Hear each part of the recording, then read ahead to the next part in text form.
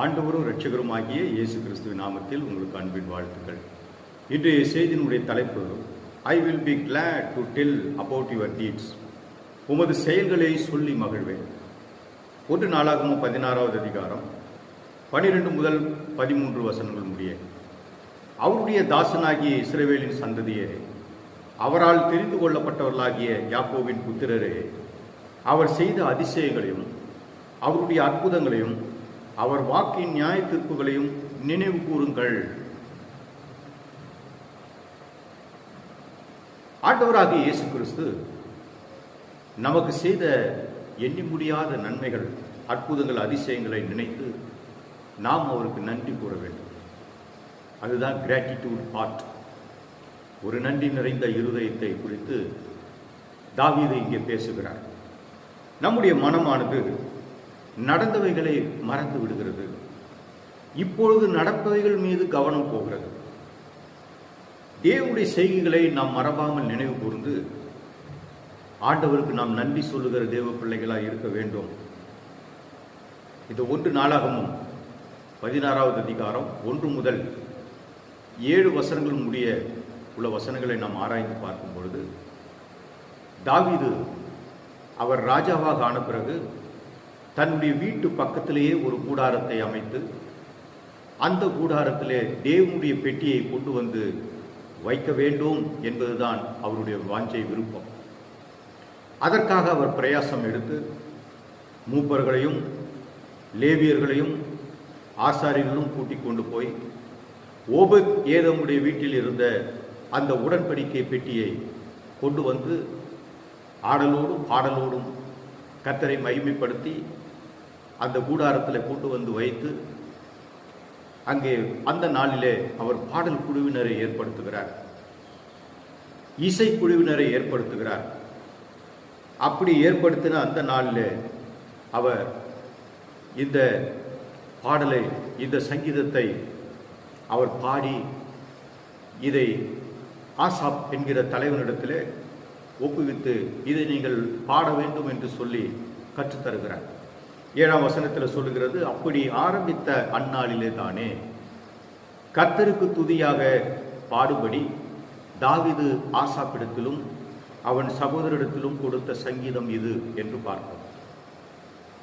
அவை அருமையானவர்களை, நம்முடைய வாழ்க்கையிலும் கர்த்தர் செய்த நன்மைகளை நாம் மறவாமல் நினைத்து அவரை துதித்து பாட வேண்டும், அவரை மகிமைப்படுத்த வேண்டும்.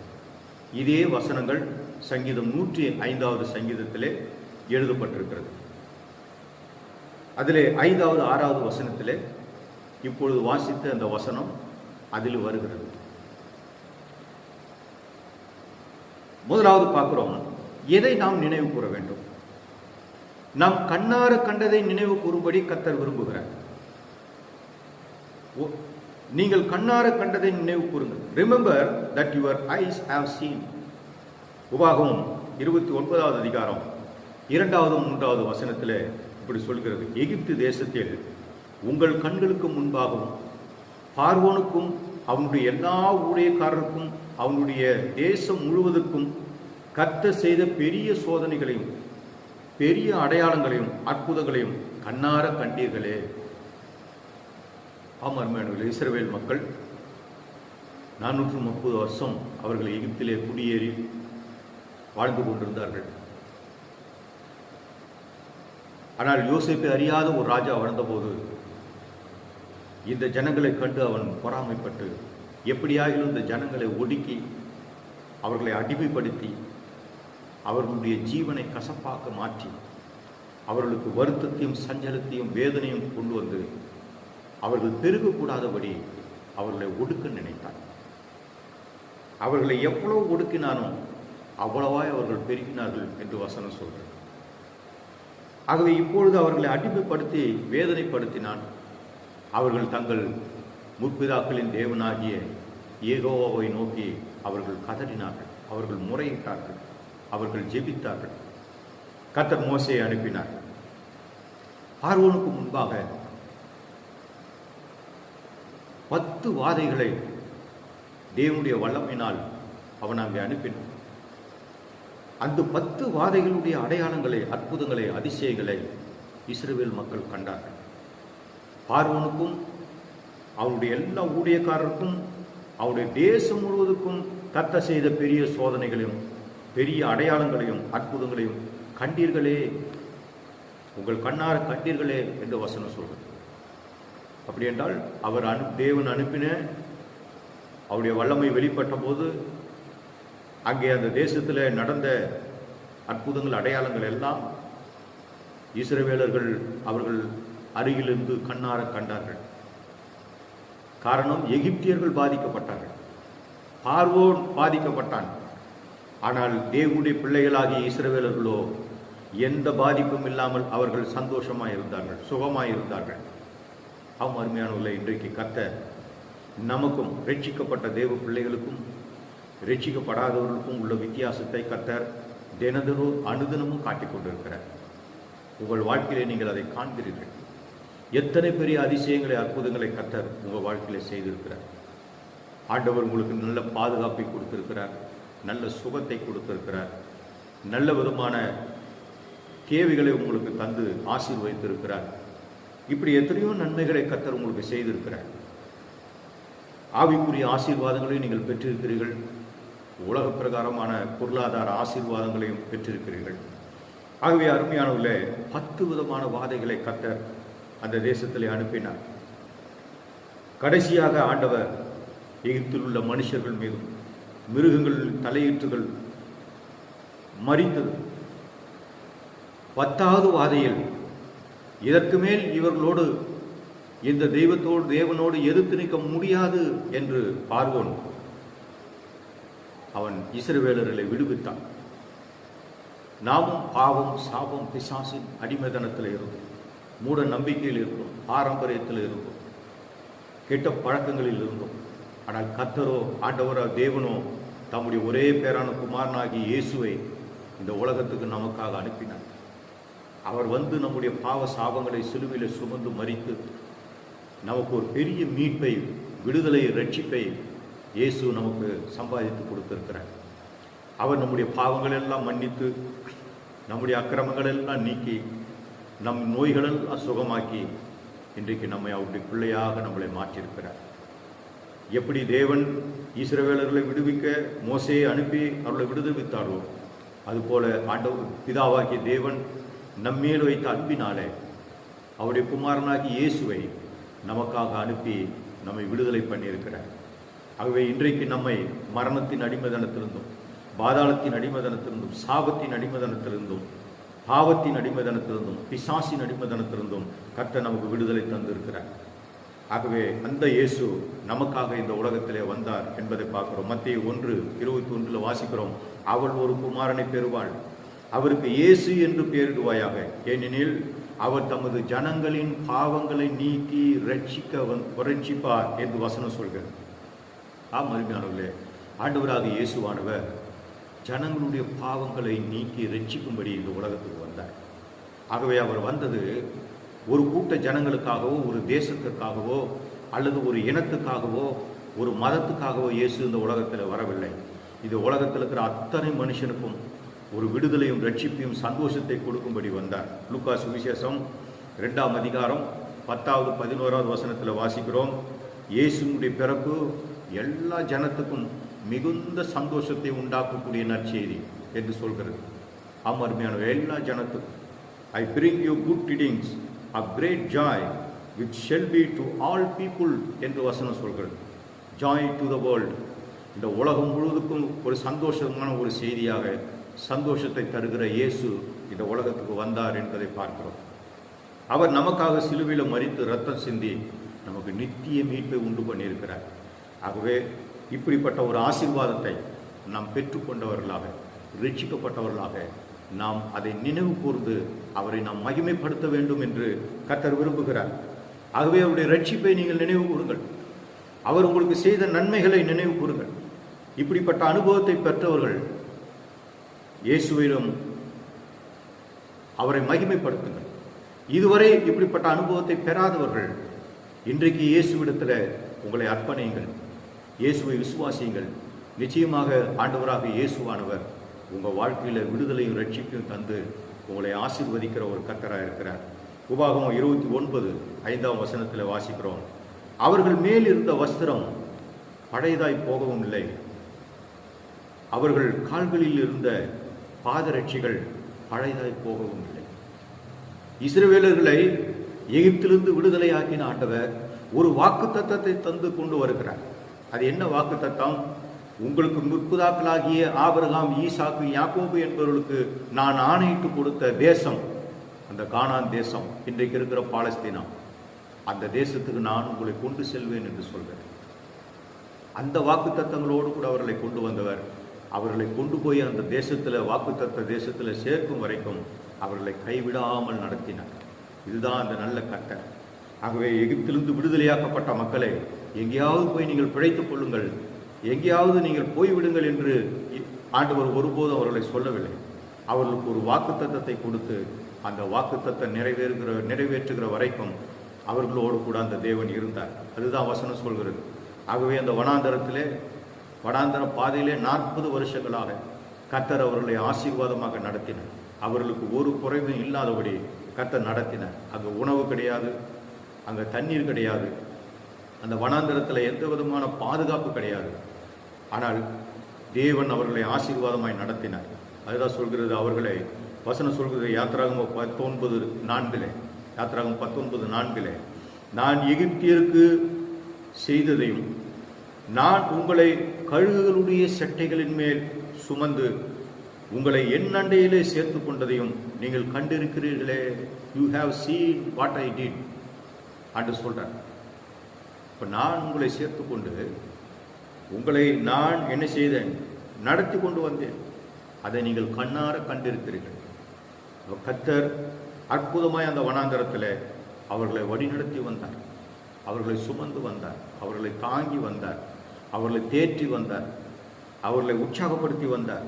ஆகவே நம்மை நெரிச்சித்த ஆண்டவர், நீங்கள் எப்படியாவது போங்கள் என்று ஆண்டவர் விடவில்லை. கர்த்தர் நமக்கு ஒரு சபையை ஏற்படுத்தி ஆண்டவர் அவர் வாக்கு பண்ணின பரம தேசத்துக்கு நம்மை கொண்டு போய் சேர்க்கிற வரைக்கும் அவர் நம்மை பராமரித்து, போஷித்து, நேசித்து, விசாரித்து, அவர் அன்பு காராட்டி நடத்தி வருகிற ஒரு நல்ல கர்த்தராக இருக்கிறார்.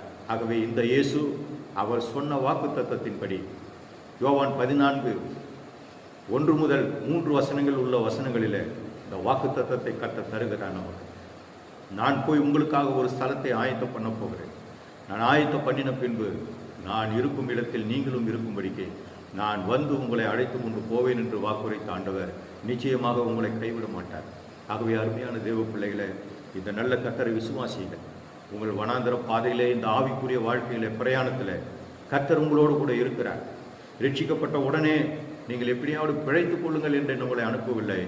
அவர் நமக்கு ஒரு சபையை தந்து அந்த சபையிலே நம்மளை கொண்டு வந்து சேர்த்திருக்கிறார். அப்போஸ்தலர் நடவடிக்கைகள் 2:47 வாசிக்கிறோம், ரட்சிக்கப்படுவர்களை கர்த்தர் அனுதினமும் சபையிலே சேர்த்து கொண்டு வந்தார்.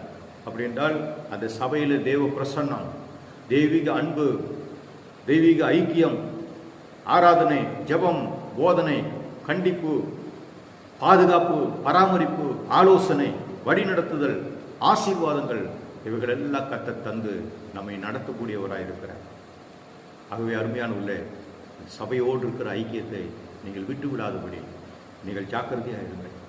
கர்த்தர் உங்களை அவர் கடைசி முட்டும் முடிவு பரியந்தும் அவர் உங்களை நடத்த வல்லவராக இருக்கிறார். 2வது காரியம், அவர் செய்த அதிசயங்களையும் அவருடைய அற்புதங்களையும் நினைவு கூறுங்கள். Remember is marvellous works and is wonders. அற்புதங்களை நினைவு கூறுங்கள். ஆண்டவராக இயேசு இந்த உலகத்தில் வந்தபொழுது அவர் அநேக அற்புத அதிசயங்களை செய்தார். குருடர்களை பார்க்க செய்தார், முடவர்களை நடக்க வைத்தார், ஊமைகளை பேச வைத்தார், மரித்தவர்களை உயிர்த்தெழ செய்தார், சப்பானிகளை நடக்க வைத்தார். இப்படி எண்ணின் முடியாத அற்புதங்களை, அதிசயங்களை செய்தார். யோவான் எழுதுகிறார், இயேசு செய்த அத்தனை காரியங்கள், அதிசயங்களை, அற்புதங்களை எழுத வேண்டுமானால் உலகம் கொள்ளாது என்று சொல்கிறார். அந்த அளவுக்கு ஆண்டவர் அற்புதங்களை, அதிசயங்களை செய்தார், பிசாசுகளை துரத்தினார். ஆகவே இந்த இயேசு இன்றைக்கும் உங்கள் வாழ்க்கையில் அற்புதம் செய்கிறவராக இருக்கிறார். உங்களுக்கு வேண்டிய சுகத்தை தருகிறார், விடுதலை தருகிறார், எதிரியான சாத்தானுடைய கையிலிருந்து விடுதலை தருகிறார், ரட்சிப்பை தருகிறார், குணமாக்குகிறார், காப்பாற்றுகிறார், நன்மை செய்கிறார். பாருங்கள், உபாகமம் 8ஆம் அதிகாரம் 15 முதல் 18 வசனங்கள் வரைக்கும் வாசிக்கும் பொழுது கர்த்தர் சொல்றார், உனக்காக பாறையான கண்மலையிலிருந்து தண்ணீரை புறப்பட பண்ணினார். வனாந்தரத்தில் எங்கும் தண்ணீர் கிடையாது, அங்க ஆறுகள் கிடையாது. ஆனால் தேவன் அவர்களுக்கென்று பிரத்யேகமாக கற்பாறையை பிளந்து தண்ணீரை உண்டாக்கினார். அவர்கள் கண்மலை தேனினால் அவர்கள் திருப்தியானார்கள் என்று வசனம் சொல்கிறது. அருமையான தேவ பிள்ளைகளை, ஜீவ தண்ணீர் ஆகிய அந்த ரட்சிப்பை கர்த்தர் ஒவ்வொருவருக்கும் தருகிறார். அந்த ஜீவ தண்ணீராகிய ரட்சிப்பை இயேசு ஒவ்வொருவருக்கும் தருகிறார். அது நித்திய காலமாய் அவனுக்குள்ள ஊறுகிற ஜீவ நீரூற்றாய் இருக்கும் என்று ஆண்டவருடைய வார்த்தை சொல்கிறது. இயேசு தருகிற அந்த ரட்சிப்பு அது நமக்குள்ளே என்றென்றைக்கும் நம்மை வழிநடத்தக்கூடியதாக இருக்கிறது. ஆண்டவரோடு நித்திய ஐக்கியம் கொள்ளுகிற வைக்கக்கூடியதாக இருக்கிறது. ஆகவே உன் பிதாக்கள் அறியாத மன்னாவினால் கர்த்தர் போஷித்தார். சங்கீதம் 78:24 இதே வசனம் சொல்லப்படுகிறது. வனாந்தரத்தில் சாப்பிடுவதற்கு ஒன்றும் இல்லை, அங்கே விவசாயம் செய்ய முடியாது, தண்ணீர் இல்லை, பாலைவனம், மணல் பிரதேசம், அங்கே ஒன்றும் விளையாது. ஆனால் கர்த்தர் தூதர்கள் சாப்பிடுகிற அப்பத்தை அவர் இஸ்ரவேலர் சாப்பிடும்படி 40 வருஷம் அவர்களை மன்னாவினால் போஷித்தார். அது மட்டும் இல்ல, காடைகளை வர பண்ணினார். யாத்திராகமம் 16:13, எண்ணாகம் 11:31, 32 வசனம், சங்கீதம் 105:40 ஆகிய வசனங்களில் வாசிக்கும் போது அவர்களுக்கு வனாந்தரத்தில் இறைச்சியை கொடுத்தார். அவர்கள் சாப்பிடுவதற்கு திருப்தி அடைவதற்கு ஆண்டவர் இறைச்சியை கொடுத்தார். சங்கீதம் 34:4 வாசிக்கிறோம், பயத்துக்கு நீங்களாக்கினார். சுற்றிலும் எங்கு ஆள் நடமாட்டம் இல்லாத ஒரு இடம், விஷப்பூச்சிகள், விஷ சர்ப்பங்கள், தேள்கள், பூரான்கள், இப்படி விஷத்தன்மை உள்ள பூச்சிகள் அந்த வனாந்தரத்தில் உண்டு. அவைகளால் எந்த சேதாரம் இல்லாமல் அவர்களை காத்தார். அவர்களுக்குள்ள இருந்த பயம், எதிரிகளை பற்றிய பயம், எதிர்காலத்தை குறித்த பயம், இவைகள் எல்லாவற்றிலிருந்து கர்த்தர் அவங்களுக்கு விடுதலை ஆக்கினார். அருமையான தேவ பிள்ளைகளை, உங்களுக்கு ஏற்பட்டிருக்கிற பயம், அந்த பயத்திலிருந்து கர்த்தர் இன்றைக்கு விடுதலை தருகிறார். இந்த இயேசுவை விசுவாசிகள், உங்களுக்கு நல்ல ஒரு எதிர்காலத்தை கர்த்தர் வைத்திருக்கிறார். ஆகவே உங்கள் எதிர்காலத்தை குறித்தோ, உங்கள் தேவையை குறித்தோ, உங்கள் பாதுகாப்பை குறித்தோ நீங்கள் பயப்பட வேண்டிய அவசியம் இல்லை. இடுக்கண்களுக்கெல்லாம் நீங்கள் ஆக்கினார். சங்கீதம் 34:6. ஆகவே அவர்களுக்கு வந்த இடுக்கம், நெருக்கம், இவைகளுக்கு கர்த்தர் அவர்களுக்கு விடுதலை ஆக்கினார். எல்லா உபத்திரவங்களுக்கும் நீங்கள் ஆக்கினார். சங்கீதம் 34:17 வாசிக்கிறோம். எல்லா உபத்திரம், பாடு, துன்பம், கஷ்டம், விளைவிலும், சோதனைகள், போராட்டங்கள், இவைகளுக்கு கர்த்தர் உங்களுக்கு விடுதலை கொடுத்தார். இன்றைக்கு உங்களுக்கும் உங்களுடைய எல்லா உபத்திரவத்திலிருந்தும் இந்த இயேசு விடுதலை தருகிற ஒரு நல்ல கர்த்தராக இருக்கிறார். அவர்கள் இக்கட்டுகளிலிருந்து விடுதலை கொடுத்தார். சங்கீதம் 107, 13, 19, 28 ஆகிய வசனங்களை வாசிக்கிறோம். அவர்கள் இக்கட்டுகளிலிருந்து விடுதலை கொடுத்தார். அதாவது தப்பிக்க வழி இல்லை. இனி செய்வது அறியாத அவர்கள் தவித்தார்கள். இனி செய்து என்ன பலன் உண்டு என்று நம்பிக்கை இல்லாத ஒரு சூழ்நிலை இருந்தபோது கர்த்தர் அவங்களுக்கு விடுதலை கொடுத்து ஒரு நம்பிக்கையை கர்த்தர் அவங்களுக்கு கொடுத்தார். அருமையான தேவ பிள்ளைகளை, இன்றைக்கு நீங்களும் இப்படிப்பட்ட இக்கட்டில் நம்பிக்கை இழந்து நீங்கள் ஒருவேளை நீங்கள் இருக்கலாம். ஆனால் இந்த இயேசுவை விசுவாசியுங்கள், நிச்சயமாக அவர்கள் உங்கள் இக்கட்டுகளிலிருந்து அவர் விடுதலையாக வல்லவராக இருக்கிறார். உங்களுக்கு கர்த்தர் அற்புதங்களை, அதிசயங்களை செய்திருக்கிறார், இப்பொழுதும் செய்து வருகிறார். ஆகவே நீங்கள் இன்றைக்கே அந்த நல்ல கர்த்தரை ஜெபியுங்கள், இந்த நல்ல கர்த்தரை துதியுங்கள். எல்லா சூழ்நிலைகளிலும் கர்த்தர் உங்களுக்கு அற்புதங்களை, அதிசயங்களை செய்ய ஒரு வல்லவராக இருக்கிறார். சங்கீதம் 143, 5வது வசனத்தில் வாசிக்கிறோம், உமது செய்கைகளை எல்லாம் தியானிக்கிறேன். தாவீது ராஜா சொல்கிறார், ஆண்டவர் செய்த நன்மைகள், அற்புதங்கள், அதிசயங்களை நான் தியானிக்கிறேன் என்று சொல்கிறேன். அதுதான் அவருக்கு பாடலாக வந்தது. அருமையானவர்களே, இன்றைக்கு நம்முடைய வாழ்க்கையிலும் கர்த்தர் செய்த அதிசயங்களை நாம் தியானித்து அவரை நாம் மகிமைப்படுத்த வேண்டும், நன்றி சொல்ல வேண்டும், அவரை துதிக்க வேண்டும் என்று கர்த்தர் விரும்புகிறார். அதை செய்யுங்கள் அருமையானவர்களே, செய்யுங்கள். ஞாயிற்றுக்கிழமை நாம் கூடி ஆராதிப்பது அது பப்ளிக் வொர்ஷிப். ஆனால் நீங்கள் தனிப்பட்ட உங்கள் வாழ்க்கையில் உங்கள் வீடுகளிலே, உங்கள் தனிமையிலே குடும்பமாக நீங்கள் கர்த்தரை நீங்கள் துதிக்க வேண்டும். அவர் செய்த அதிசயங்களை நீங்கள் குடும்பமாக சொல்லி கர்த்தரை மகிமைப்படுத்துங்கள். அவர் செய்த சகல உபகாரங்களையும் மறவாதே. மூன்றாவது காரியம், forget not all his benefits. சங்கீதம் 103:2 நம்ம எல்லாருக்கும் தெரிந்த ஒரு வசனம்.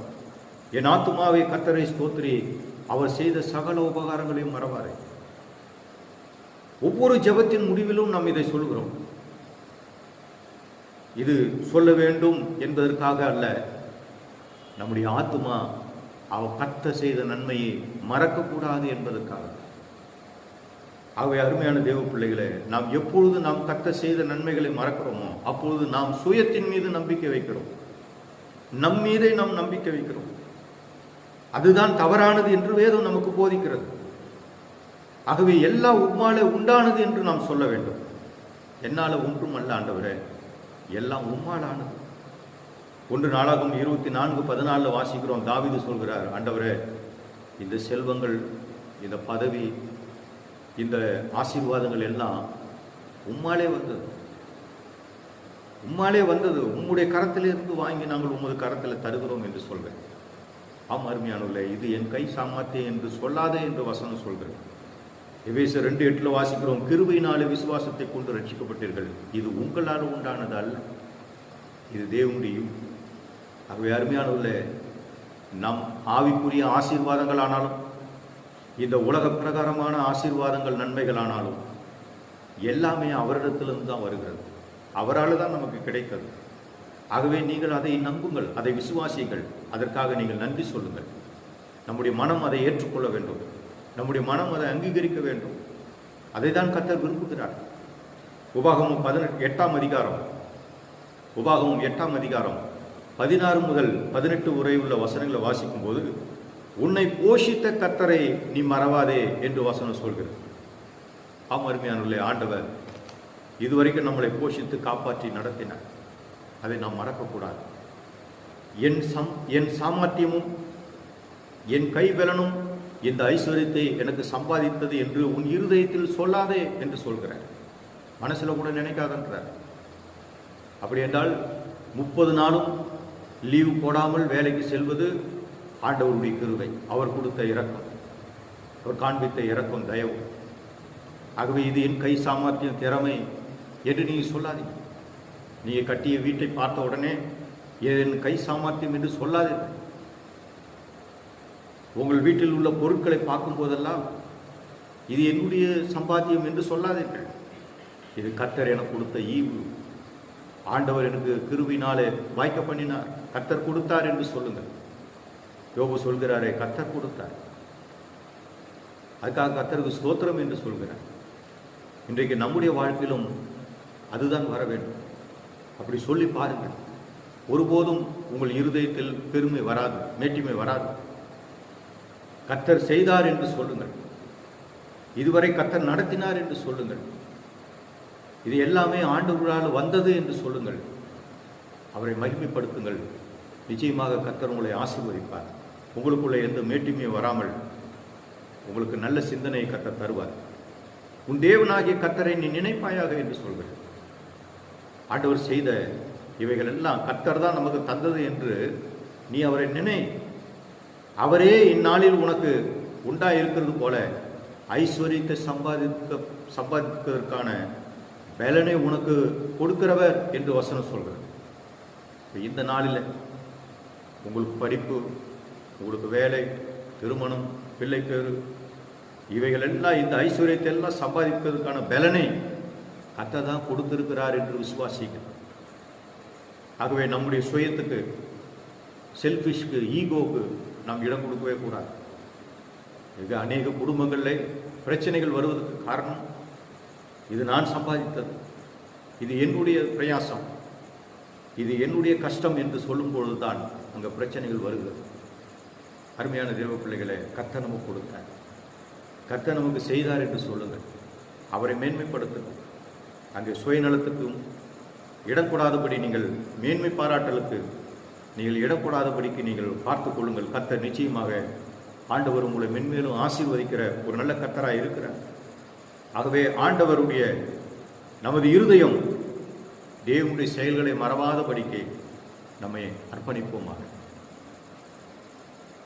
நாம் ஒரு விண்ணப்பத்தை நாம் செய்ய வேண்டும். உமது செயல்களை மறக்கும் இருதயம் வேண்டாம் ஆண்டவரே, உமது செயல்களை நினைக்கும் இருதயத்தை எனக்கு தாரும் என்று வேண்டுங்கள். நிச்சயமாக இப்படிப்பட்ட ஒரு நல்ல நன்றி நிறைந்த இருதயத்தை கர்த்தர் ஆசீர்வதிக்கிற ஒரு நல்ல கர்த்தராய் இருக்கிறார். ஆகவே அவருடைய செய்கைகளை நீங்கள் சந்தோஷப்படுங்கள், அதை தியானம் பண்ணுங்கள், அவைகளுக்காக நன்றி சொல்லுங்கள். நிச்சயம் கர்த்தர் உங்களை ஆசீர்வதிப்பார். ஜெபம் பண்ணுவோம். பரலோக பிதாவே, பரிசுத்த தகப்பனே, இந்த நாளிலே உங்களுடைய வார்த்தையை கேட்ட அருமையான உங்களுடைய பிள்ளைகளை நீர் ஆசீர்வதித்தார். கர்த்தருடைய அற்புதங்களையும் அதிசயங்களையும் நீங்கள் கண்டீர்களே என்று உங்களுடைய வார்த்தை சொல்கிறதப்பா. ஆம் தகப்பனே, நீர் எங்களை பாவம், சாபம், பிசாசின் அடிமைதனத்திலிருந்து நீர் எங்களுக்கு விடுதலை கொடுத்து இன்றைக்கு உங்களுடைய பிள்ளைகளாக சமாதானத்தோடு மகிழ்ச்சியாக இருக்க நீ தந்த கிருபைகளுக்காக நன்றி. இந்த வசனத்தை கேட்ட உங்களுடைய பிள்ளைகளை ஆசீர்வதி. ஒவ்வொருவரும் நீ செய்த நன்மைகளை, அதிசயங்களை, அற்புதங்களை தினந்தோறும் நினைத்து குடும்பமாக, தனிப்பட்ட முறையில், சபையாக உமக்கு நன்றி சொல்ல கர்த்தர் உதவி செய்யுங்கப்பா. உம்மை மகிமைப்படுத்துகிற பிள்ளைகளாக இருக்க உதவி செய்யுங்க. ஆசீர்வதி. இயேசுவின் நாமத்தில் பிதாவே, ஆமென். God bless you. கர்த்தர் உங்களை ஆசீர்வதிப்பாராக.